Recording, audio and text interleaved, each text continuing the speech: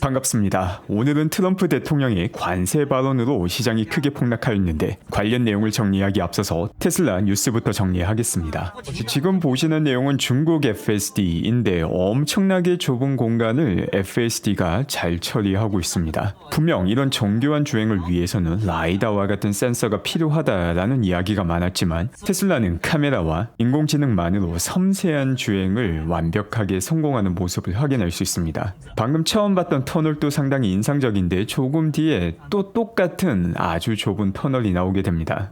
그리고 이번에는 이 터널 안에서 오토바이까지 등장하는데 아주 적절하게 기다린 다음에 이 좁은 터널을 완벽하게 통과하는데 이제 사이드 카메라까지 보여줍니다. 얼마나 딱 붙어서 가는지. 이렇게 붙어서 가지 않으면 통과가 불가능한 공간이죠. 라이더 없이도 이런 정교한 주행 가능하다는 것을 볼 수 있으며 사람이 운전해도 손 떨리는 구간인데 중국에서는 과감하게 FSD를 활용하는 모습입니다. 이 영상은 테슬라 공식 계정이 공유한 영상인데 이런 정교한 주행에 라이다가 필요 없음을 다시금 확인할 수 있는 영상입니다.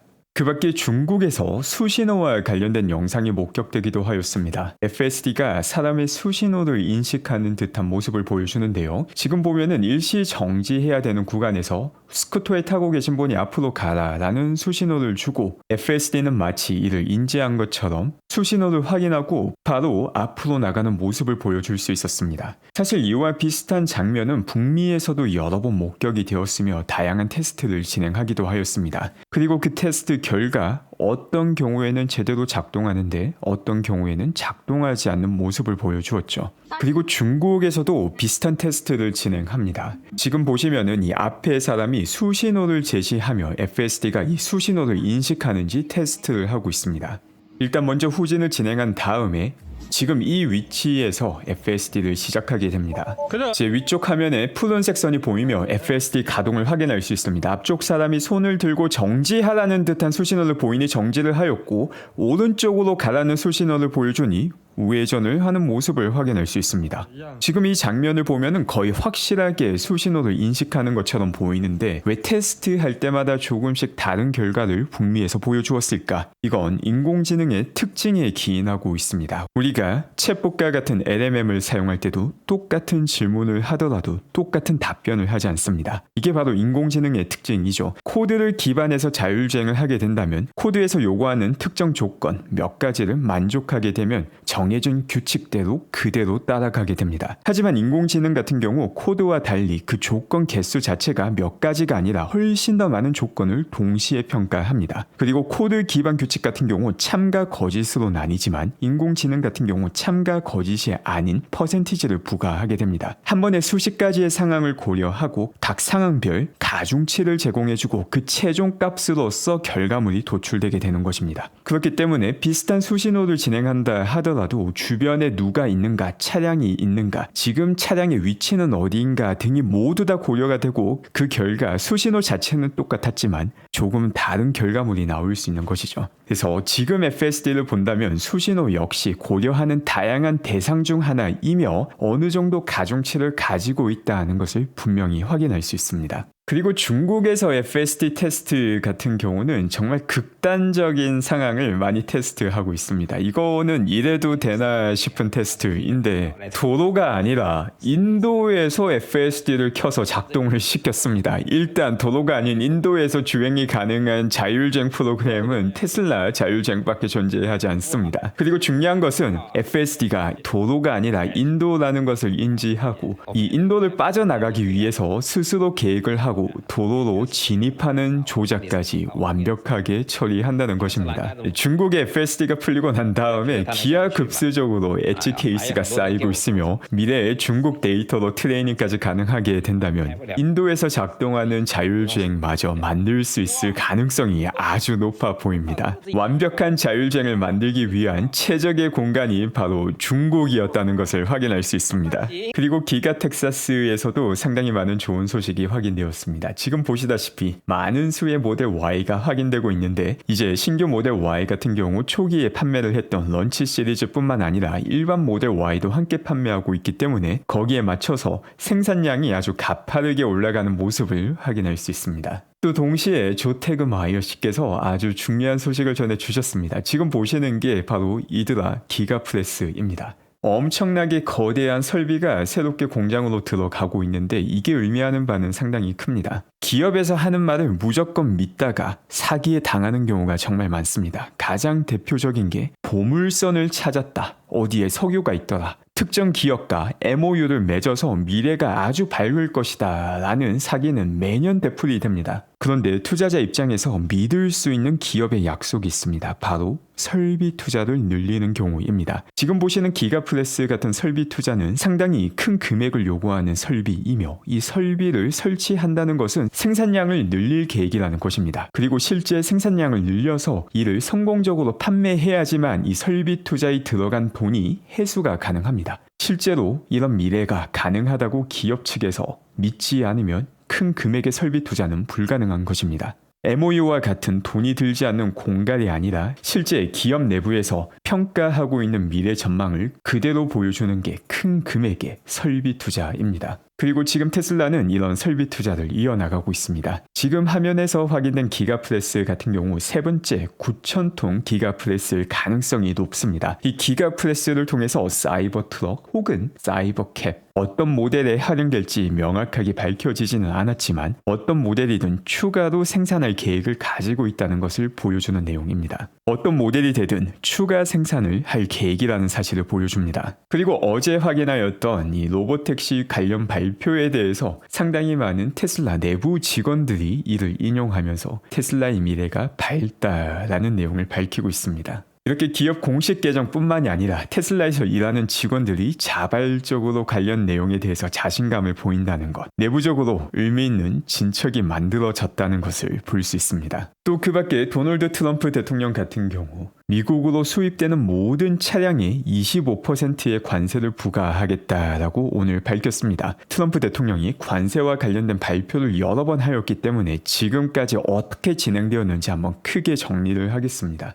일단 이 첫 번째 발표 같은 경우 2월 1일 날 전반적으로 미국, 캐나다 그리고 중국에서 수입되는 물품에 대해서 관세를 부과하겠다고 밝혔습니다. 다만 이때는 계획을 말한 것이고 실제 실행은 3월 3일 날 진행이 되었습니다. 그리고 이때 실행한 품목을 보게 되면 자동차뿐만이 아니라 전반적인 모든 물품에 대해서 추가 관세를 부과한다라고 밝혔는데 예외 조항이 존재하였습니다. 과거 나프타를 대체하는 USMCA라는 미국, 멕시코, 캐나다 사이에 무역협정이 존재합니다. 이 무역협정을 준수하는 물품에 대해서는 이 관세에 대해서 예외를 적용해 주겠다라고 밝힌 것입니다. 어떻게 보면 구멍이 존재하는데 이 구멍이 상당히 큰 구멍이었고 자동차 그리고 자동차 부품과 관련해서도 USMCA 무역협정을 따르며 관세에 예외를 적용받을 수 있었습니다. 그런데 오늘 트럼프 대통령이 자동차에 25% 관세를 부과하겠다고 밝힌 것입니다. 세부적인 내용은 추가로 확인해야 되겠지만 과거 벌써 정리되었던 관세를 다시 한 번 더 밝혔다라는 것은 자동차 산업과 관련해서는 USMCA 적용을 하지 않겠다라는 의도로 보입니다. 이렇게 되면 테슬라에도 상당한 손해가 있을 것 같은데 사실은 그렇지 않습니다. 지금 보시는 자료가 미국에서 판매되는 차량 중 미국에서 만들어지는 비율을 나타내고 있습니다. 테슬라 같은 경우 완제품 자동차의 경우 모두 다 100% 미국 내에서 만들어지게 됩니다. 그 밖에 포드는 77%, 스텔란티스는 57% 등등 훨씬 더 낮은 비율이 미국에서 만들어지게 됩니다. 다만 최종적인 자동차 조립이 미국에서 전부 된다는 의미이지 테슬라 같은 경우도 부품 같은 경우는 캐나다나 멕시코에 의존하는 비율도 분명 존재합니다. 다만 다른 기업과 비교했을 때 테슬라가 추가로 지불해야 되는 관세 비용은 훨씬 더 적다라는 게 객관적인 사실입니다. 이렇게 되면은 자동차 가격이 올라가는데 테슬라 같은 경우 가장 소폭으로 올라가기 때문에 상대적인 가격 경쟁력을 가질 수 있게 됩니다. 이렇게 자동차 산업에 추가 관세가 부과되게 된다면 모든 자동차의 가격은 조금씩 올라가게 되는데 그 올라가는 폭이 가장 적은 게 테슬라가 되는 것이고 상대적으로 봤을 때는 테슬라의 가격 경쟁력이 더 올라가게 되는 것입니다. 그리고 BYD와 관련된 충격적인 사실이 확인되기도 하였습니다. 지금 보시는 게 2024년 BYD의 회계 자료입니다.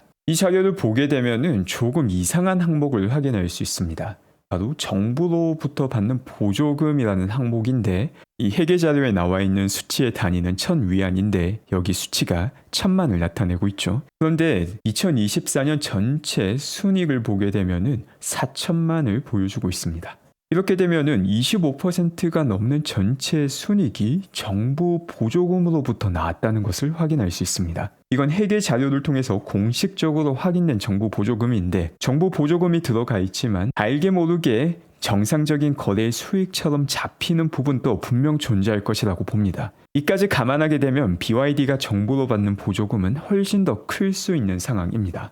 BYD가 엄청 잘하고 있는 것처럼 보이지만 사실은 중국 정부로부터 엄청난 금액의 보조금을 받고 있다는 것을 확인할 수 있으며 2023년과 비교했을 때 그 금액은 2배 이상 올라간 상황입니다. 또 동시에 테슬라 같은 경우 탄소 배출권 판매를 마치 정부에서 받는 보조금처럼 착각하는 경우가 많은데, 탄소 배출권은 정부로부터 받는 돈이 아니라 다른 내연차 제조사가 테슬라로부터 구매하는 것입니다. 미국과 유럽에서 일정 수준의 탄소 배출량 규제가 있는데, 이 규제를 지키지 못하는 경우 벌금을 내지 않기 위해서 탄소 배출을 전혀 하지 않는 테슬라로부터 탄소 배출권을 구입하는 것이기 때문에 성격 자체가 전혀 다른 것입니다. 그 밖에 어처구니 없는 테슬라의 테러는 계속해서 이어지고 있습니다. 이건 무슨 만화를 보는 것 같은데, 지금 보시는 이 사람이 테슬라 사이버 트럭을 여러 번 와서 받고 있습니다. 어떻게 충격 흡수는 내부적으로 잘 하고 있는 것 같은데, 이 사람도 카메라에 찍혔고 지금 체포가 된 상황입니다. 또 그 밖에 차 키로 테슬라를 끌는 사람들은 계속해서 확인되고 있습니다. 하지만 카메라에 모두 다 찍히기 때문에 이런 사람들은 다 잡히고 있습니다. 심지어 얼굴과 함께 이름까지 인터넷에 공개가 된 상황입니다. 또 그 밖에 제대로 FAFO를 경험하는 사람도 확인되고 있습니다. 테슬라 차 키를 끌었다가 소송을 당하게 되었는데, 그 소송 금액을 보게 되면 하나로 약 15억 원입니다.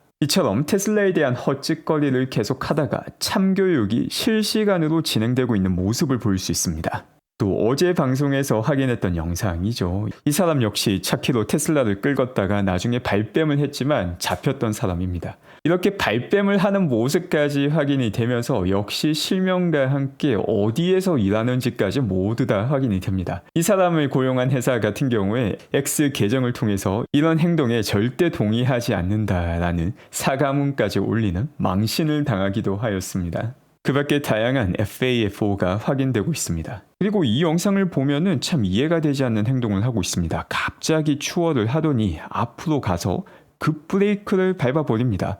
이건 정말 큰 사고로 이어질 수 있는 정신병자만 할 수 있는 조작인데, 이걸 하고 정신줄을 놓아버리게 됩니다.